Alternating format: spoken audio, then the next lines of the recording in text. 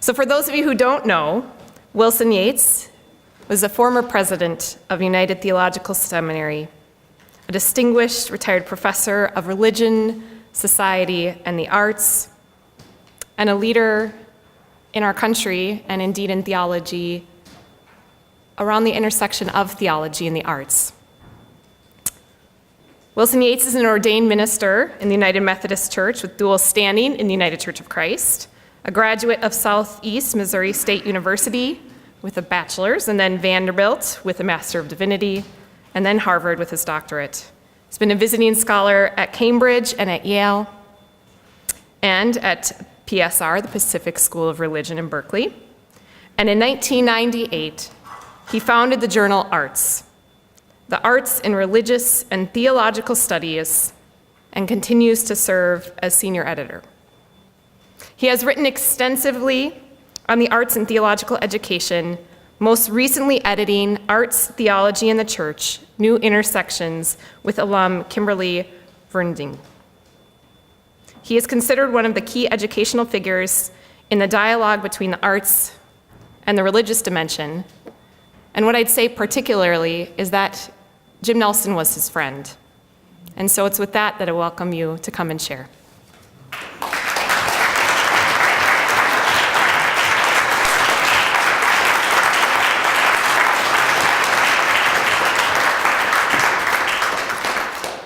The last line was the best. Well, I need to tell you something, and that is that knowing that many of you would be here, many of you would be here who I would know.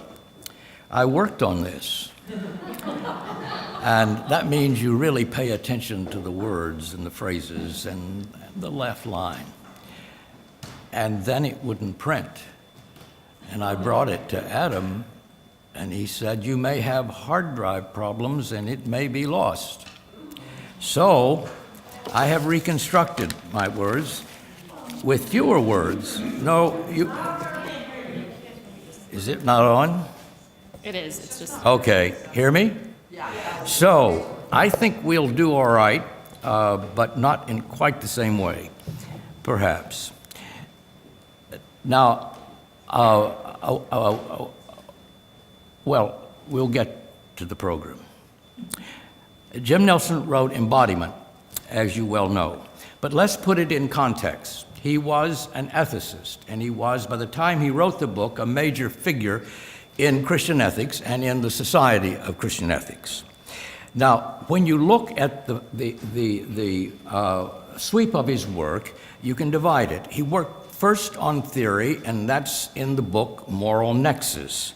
He dealt with medical ethics, and that includes several works and several involvements with the medical establishment, where his work was very well received. He worked in sexuality, which is a bit of what we're going to be talking about, and he worked at the last block of time with the question of God and addiction. Now, in the midst of that, there were a host of essays that dealt with the problems of our times in the public square particularly.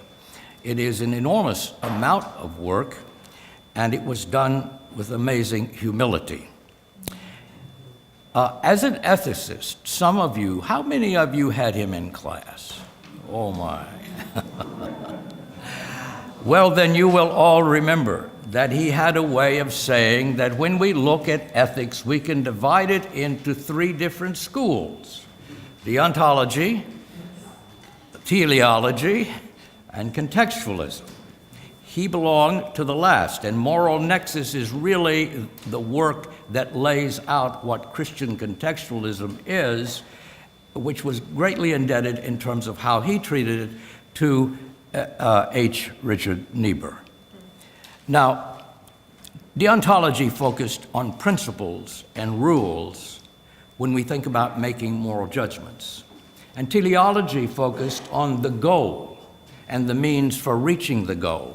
Deontology was concerned with the moral judgment that would help us realize that which is right.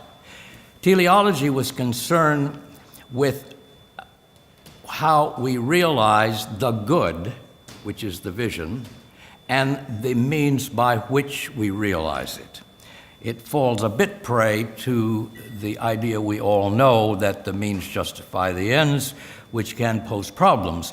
But on the other hand, teleology is an extraordinary approach, and we'll see how it works in his thought. But then we come to last, contextualism.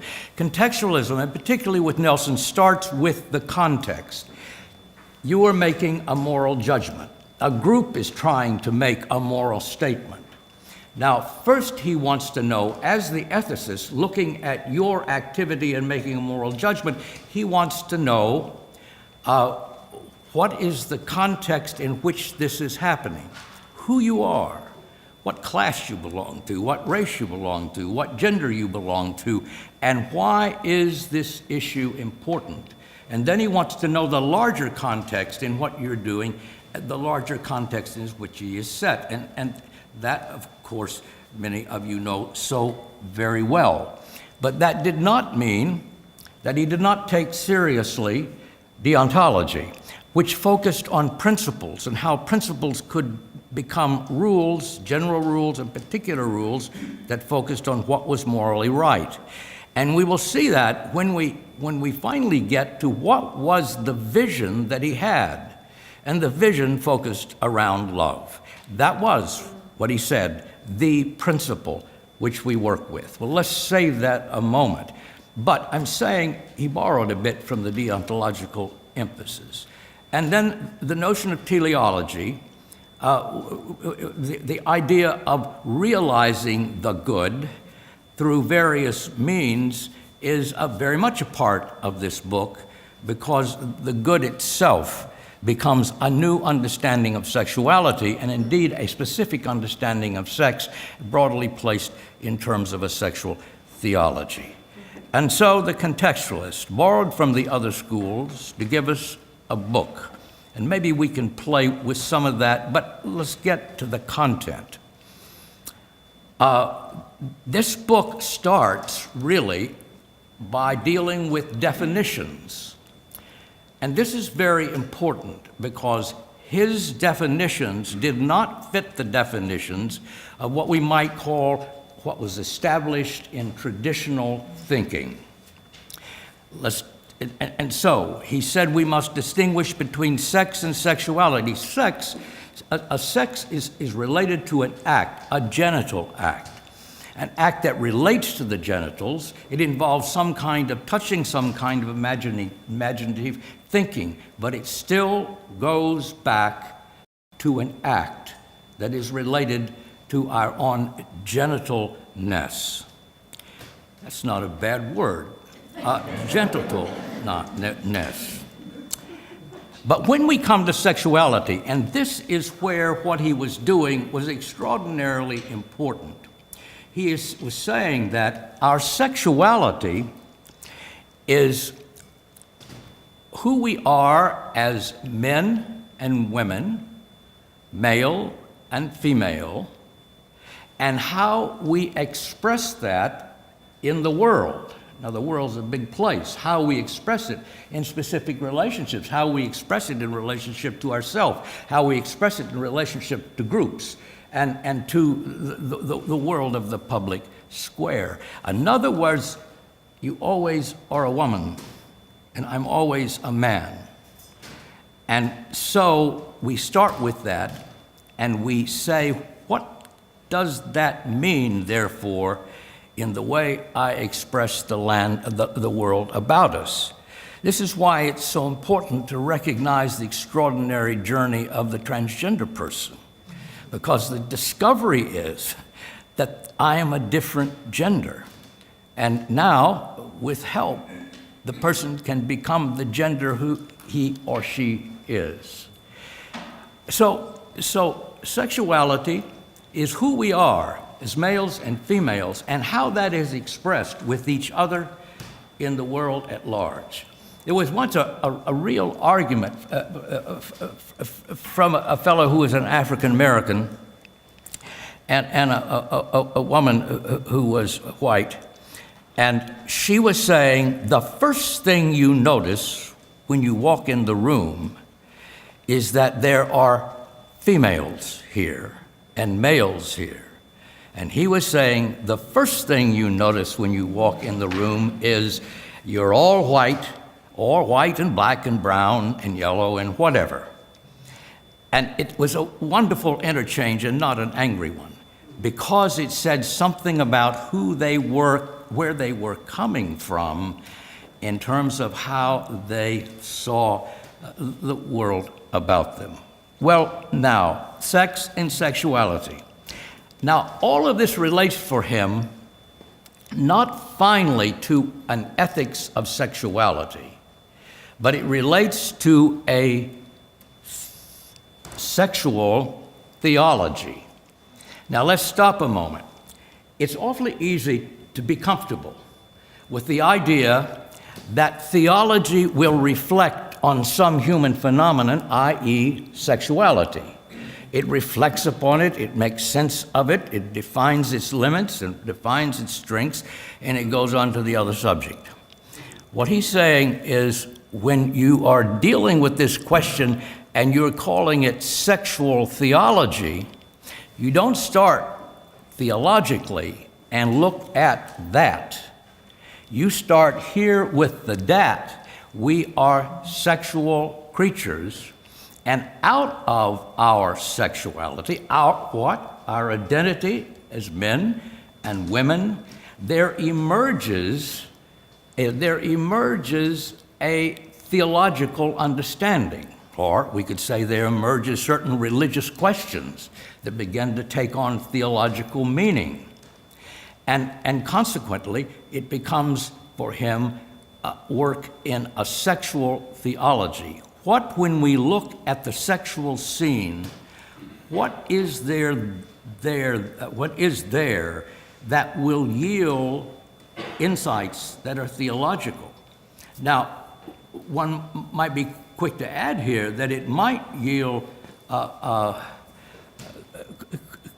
it might yield theological understandings that are quite self-destructive, or it might yield understandings that are self-creative, but it still yields that which is theological. And I will say this for the benefit of Cindy Beth and Jennifer. When you look at a painting, you don't look and tinker. You try to move into the painting and see what comes out of the painting to you that might raise those religious questions, that might point to some theological understanding. All right. Sexual theology, and he quickly says this relates to body theology. Now, here we get to the question of body. Now, the things I'm talking about are the things that were challenged. This one was challenged most.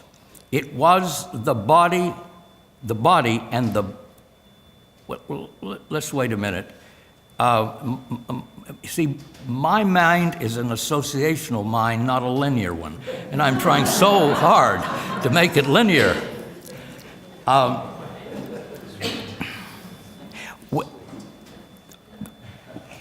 We need to talk about ourselves as body selves, okay? As body selves. And what does that mean?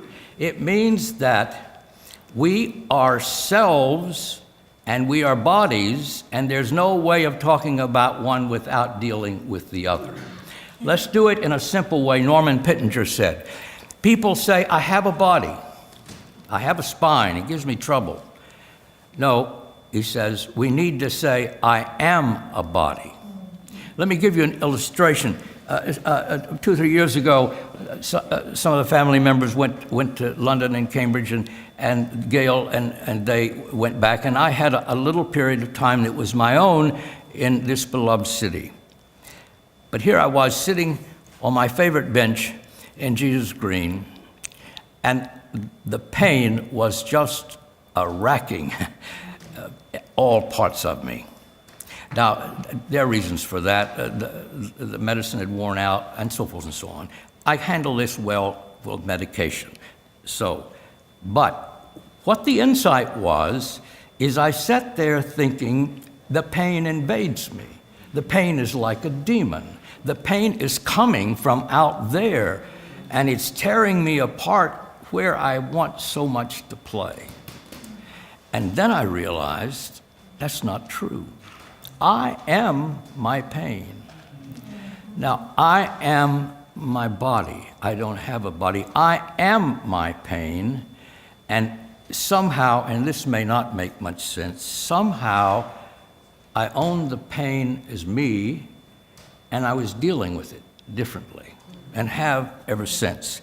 So this was an important point for him.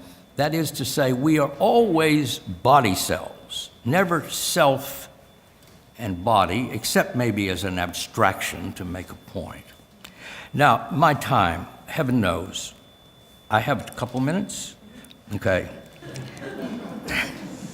She doesn't know how dangerous that is.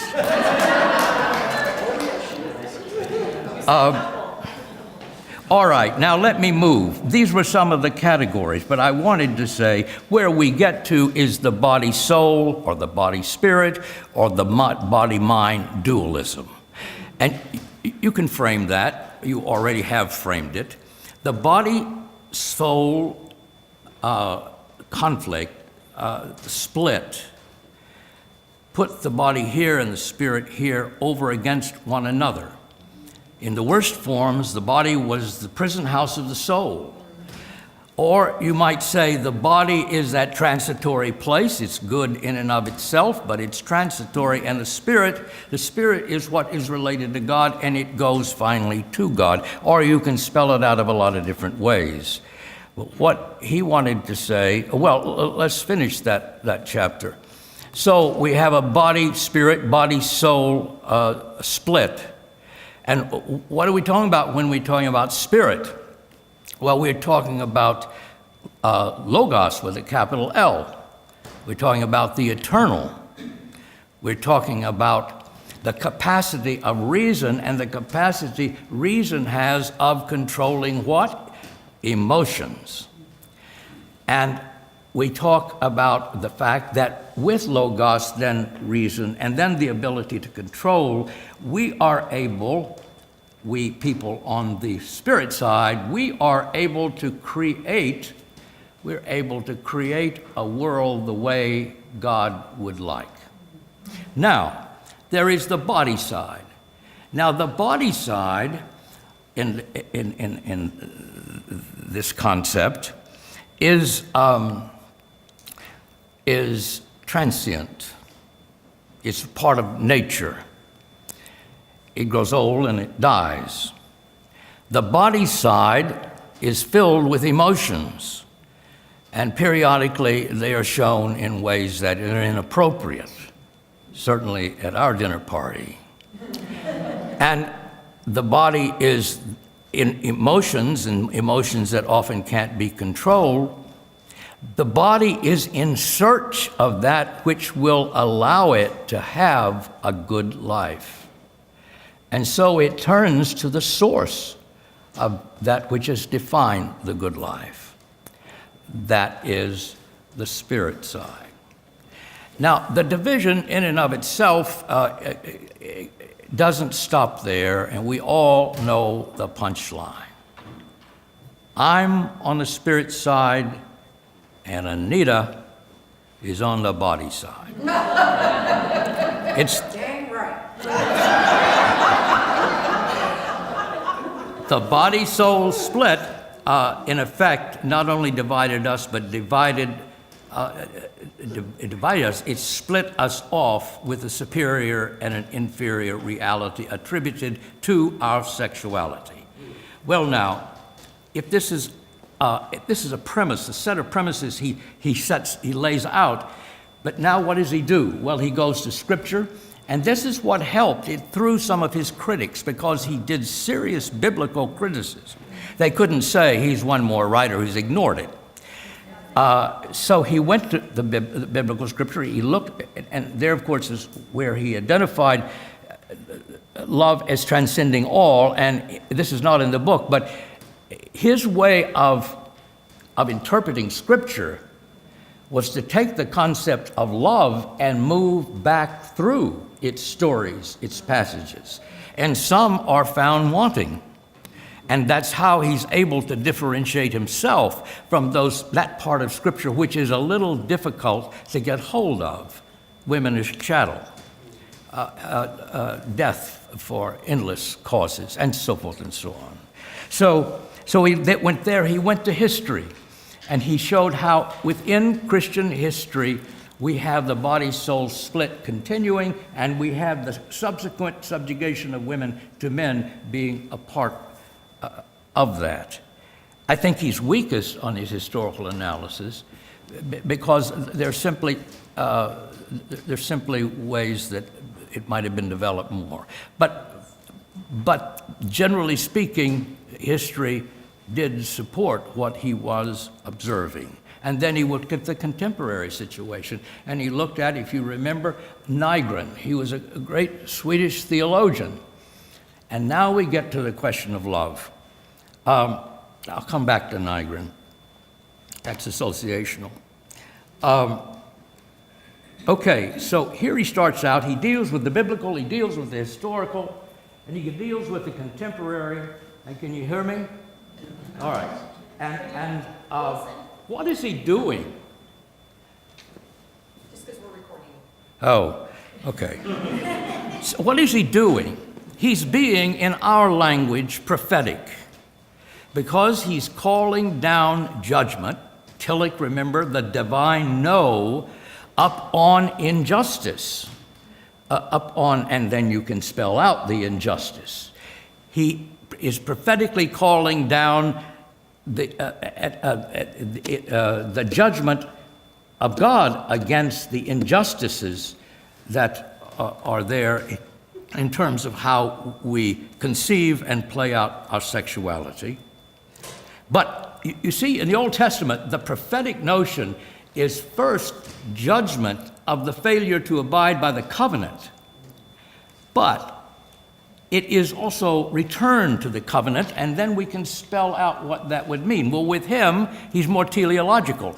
He says what we need to realize is the fundamental underwriting principle of our existence as Christians is love, and love as justice in the social arena.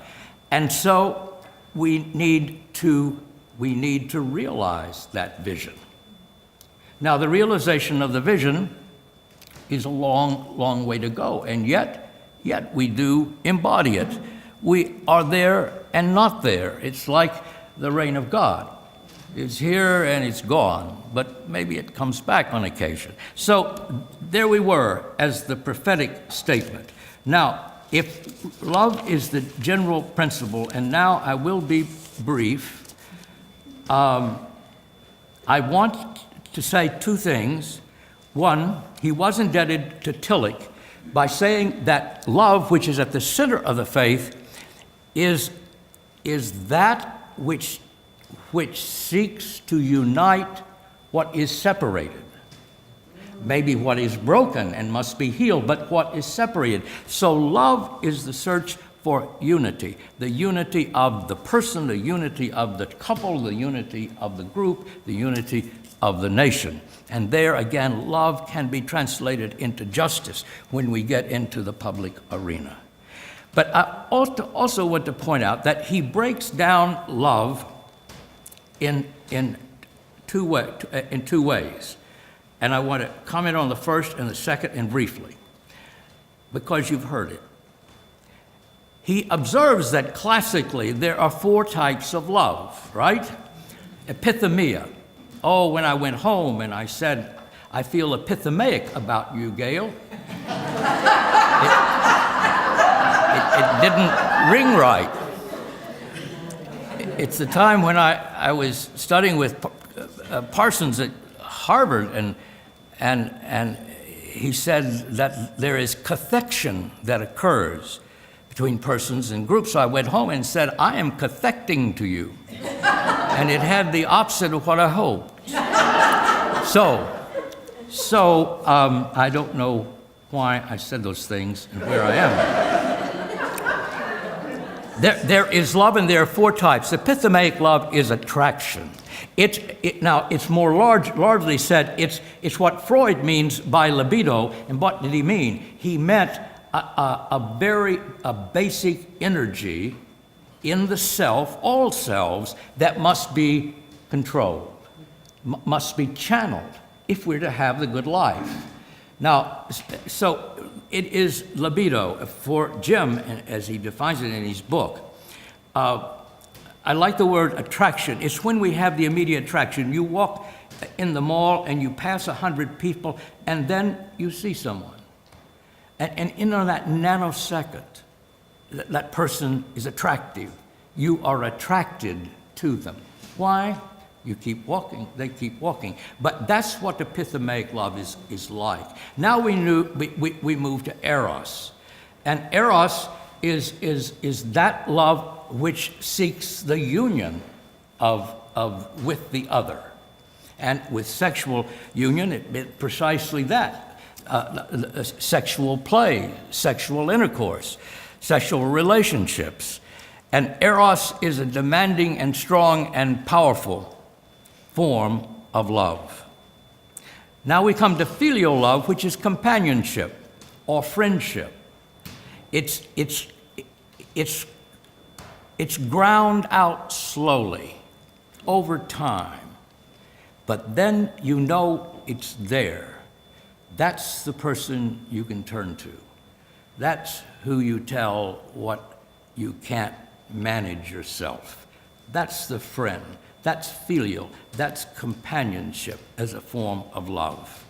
And in terms of the history of our own theology, we move through the history of theology with regard to the purpose of sexuality, and we move through the Orthodox, and we move through the Catholic, and we move through Luther, and the fundamental purpose of sex is procreation. And we get to John Calvin, that old dour theologian, and he says, it's not. It's companionship. The two need companionship, and out of that comes procreation. But it was really the greatest of the Puritan theologians, John Milton, who wrote an extraordinary essay on the significance of companionship in marriage, and it had broken down in his own marriage. And he said to Parliament, it is the grounds for divorce, which raised all sorts of hell because nobody wrote a treatise in favor of divorce. What I want to say is that which belongs to us also contributed a role, and I wish he would have written a few more paragraphs. But now, those are the forms of love. But what made that, because that's a classical definition, then we come to agape. This is where he varied, and this is where I am going to end up. Agape was Christian love, and it means, in simple terms, the self-giving love, the empathetic love. But now, Nygren had written a book called Agape. And what he said, that is what we mean by Christian love, and that is what we seek to realize, and in so doing, rein in eros. And a lot of the Freudian libido controlling it for. But Jim Nelson says he turns it around, and he says, agape is not that high form of love after the other three, which is the ideal towards which we move. Agape is the self-giving love which should inform filial love, should inform epithamaic love, should inform erotic love. And if that's happening, then there is the spirit of self-giving that comes to the bed, that comes to the friendship, that comes to that response you make to the person you're attracted to as you pass in the evening. So those four forms were very important. And so a final note. One could say he might have ended there, but he didn't. And here he becomes an ethicist. And as an ethicist, he spells out general what should we call them? General rules that should inform sexuality. And it's fascinating because here he's drawing on the Ontology. I know that stuff really interests you way back when, but anyway, it interests me. And so he spells them out. And what happens is they become quite rational. And I keep saying sex is not rational. A reason may be a component in it, but it is with him. And so I think it's a place of critique, but nevertheless, he does have criterion. And then he goes so far with, I think, great bravery to talk about types of sexual expression. And I leave that with you because you've been very generous on time. He was an extraordinary person, and he was a close friend. I preached his sermon. I was the liturgist, and I was the preacher for his funeral, for his memorial service. And I've done that for, it seems like many people. I used to do weddings. And yet, when I was moving through the liturgy, as you expect the priest to, and giving a sermon you have worked on, which will hopefully touch the people who need to be touched, there was underneath that this extraordinary sense of loss. You've been in that role, but it was amazing, and I had to control it. But nevertheless,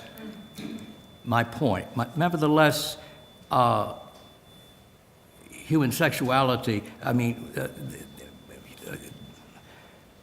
Jim Nelson was a friend. Should I end on that?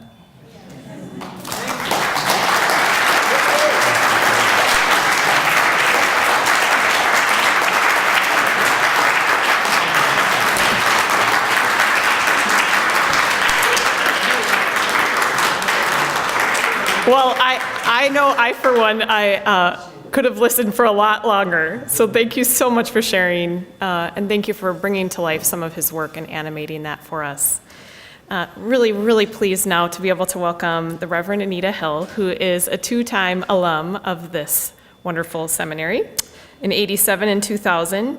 And Anita also serves on the Board of Trustees and received the Distinguished Alum Award in 2015 from United. Her ministry journey included an ex ordinum service of ordination in 2001 here in the Lutheran Heartland. That was actually how I first heard of you. It was a public event which raised the bar in her denomination's recognition of LGBT clergy in relationships. She worked with a coalition of LGBT groups for nearly 30 years to change the policies of the Evangelical Lutheran Church in America, a mission that was indeed accomplished in 2009. Again, here in Minneapolis. It's a pretty good place. She worked with them, and then in 2010, Reverend Anita was officially received as a member of the ELCA clergy roster, thanks be to God. Dr. James Nelson was her professor of Christian ethics and was also her advisor. She considers him a friend, a colleague, a co-conspirator, my favorite kinds of people, for LGBTQ inclusion, a gifted professor, and a beloved human being. And I don't know if you wanted me to read this quote, but I'm going to. It's from Maya Angelou. "The ache for home lives in all of us, the safe space where we can go as we are and not be questioned." So welcome.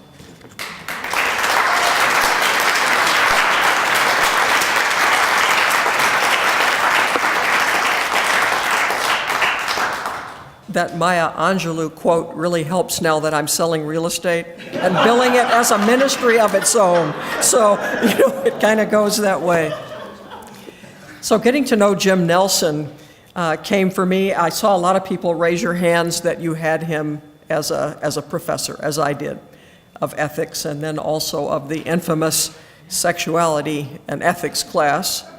here that would every year, it happened in January. It was a J-term course, and it would change the tone of how the whole campus interacted for the rest of the year. And then a year and a half later, we'd do all that again.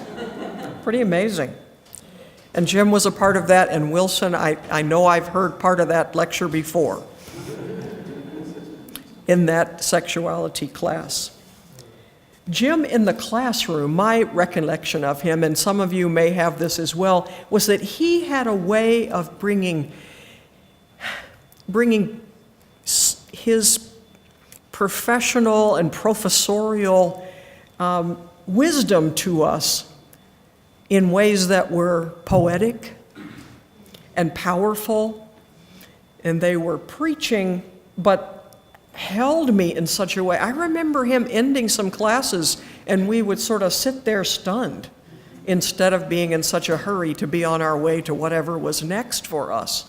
Just beautiful in the way that he would bring those things, and he brought them as well to that human sexuality class.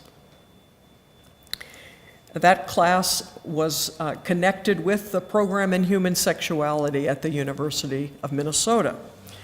And that program called it a sexual attitude reassessment, which was way too jarring for the church to hear. So it became a week of enrichment. And the 3 letters for that spell the word woe. And there was some of that came along with all of this as well. I remember Jim returning papers, to me anyway, using that very typewriter out in the hallway. And he would go through your paper and put numbered spaces, and then you'd get a typed sheet at the end that referred back to all of those places where he had things to say to us. Very intentional, and he did all that work BC, before computers. One of my favorites of Jim in that sexuality class was that he would say there were 2 major mixed messages from the church about sexuality. One was the way the people who were the leaders of the church would spell out in great detail what a great gift human sexuality was. And in the next breath, they would say to you, don't do it. Yes. And then secondly, that sex is dirty, save it for someone you love.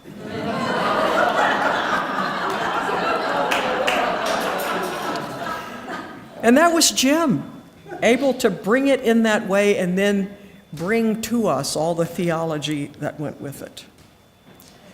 It was a kind of ethical theology that I needed, that the whole movement of gay and lesbian people, before we started saying B and T and Q and all the rest, that we needed for that time in history, something to move us forward. It was when I realized that perhaps I could be a subject, a locus of ethical liberation and deliberation, not just the object of ethical debate. Now, I'm in the Lutheran Church where they thought studying sexuality was enough, so they did it for years on end. And it took a long time before they ever had any LGBT people in the midst of the group that was putting things forward. And Jim was part of that, beginning to shape and focus that it needed to be the people who were most affected by whatever it is that our churches are dealing with.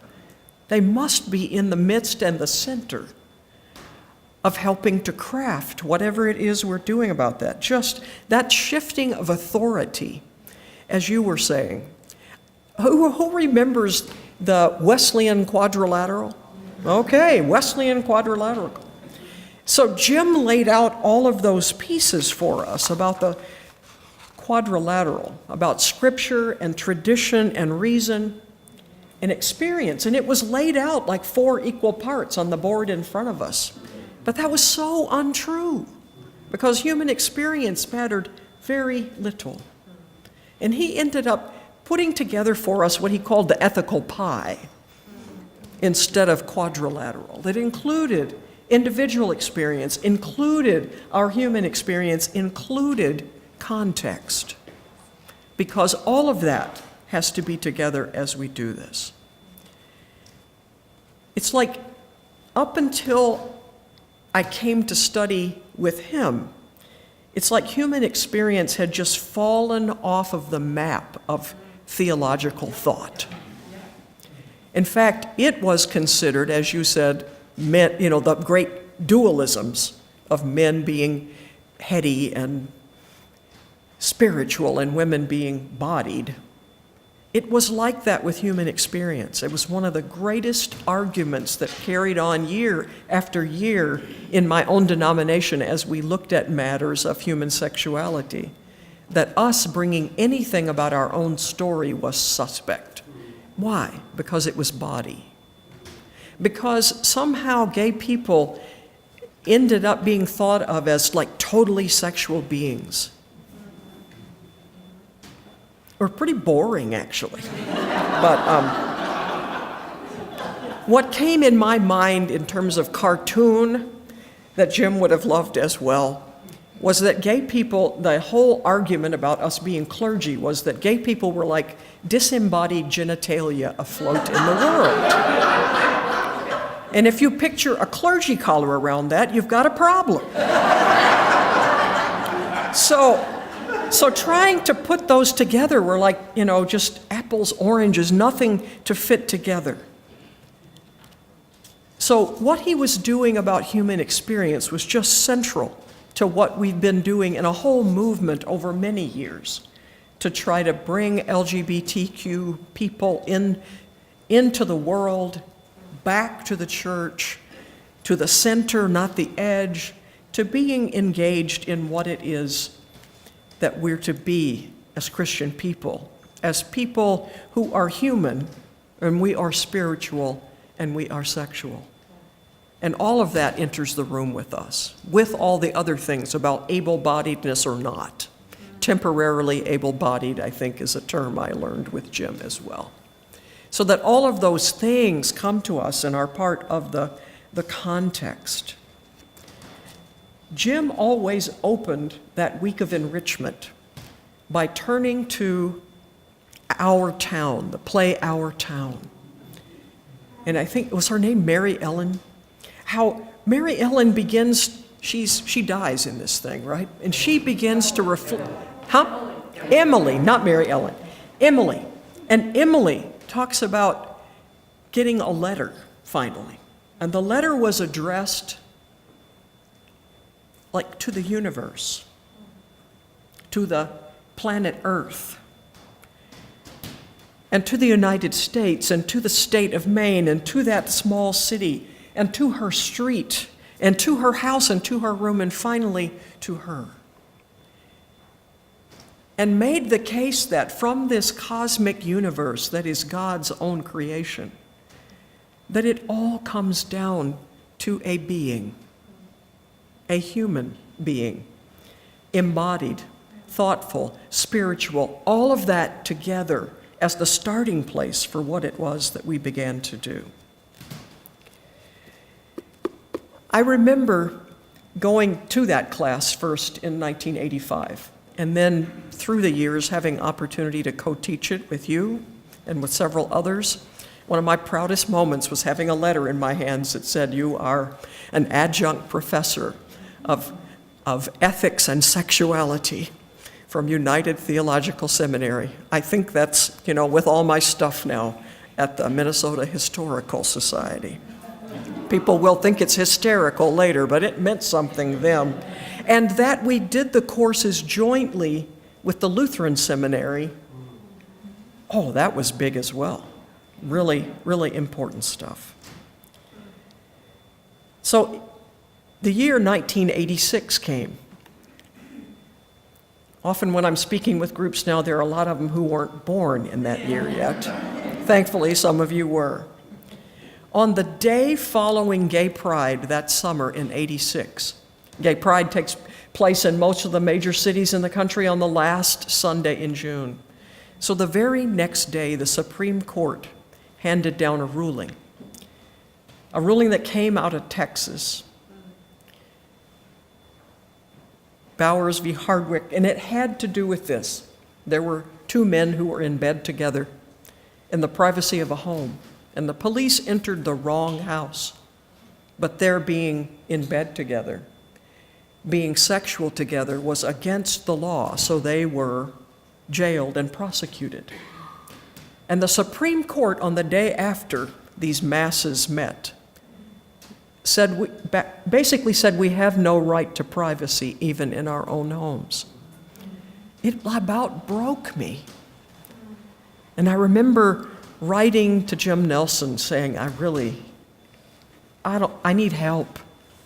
How do you come to a place of hope again around this? And I got a letter from him on that typewriter, once again, where he started sort of explaining how the church kind of rolls in millennia. You know, it doesn't keep up with culture, this and that, and it's a step forward and a step back. And then it was as though in the middle of his sentence, he stopped.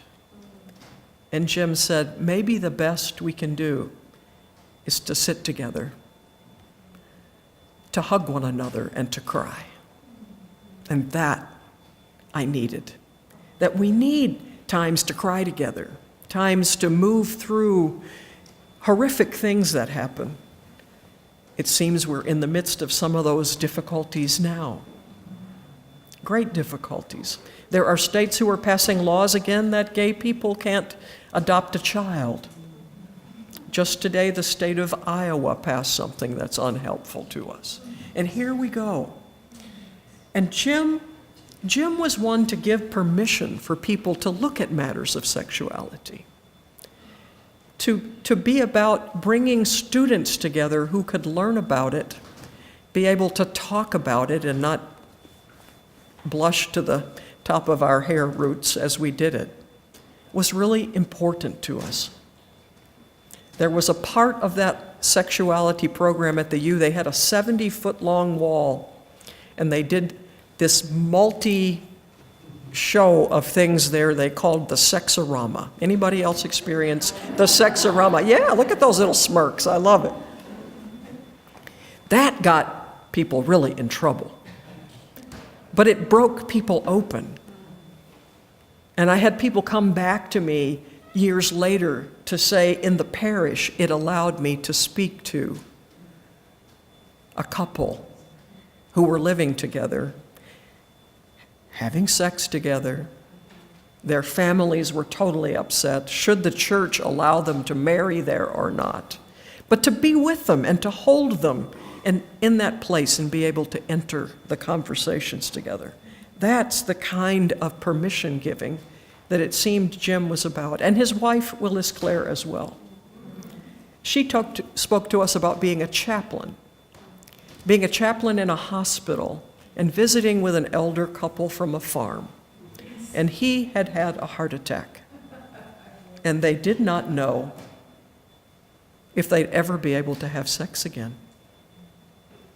And it worried them greatly. And his wife was the one to have courage to speak. So Willis Clare explained to her other things you can do.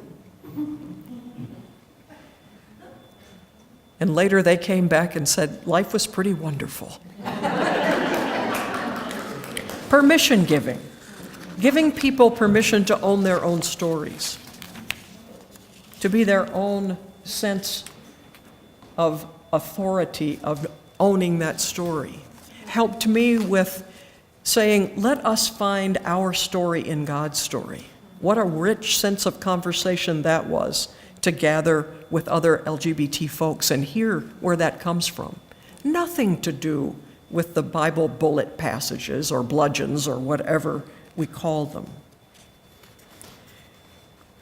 Jim sort of helped to ride the wave out of the 60s in San Francisco, somehow, of sexual revolution, to bring some centeredness to it around theology, around Christian ethics, and bring it to us in such a way that we could engage ourselves and understand what it meant to be people who loved in all those different ways you were talking about.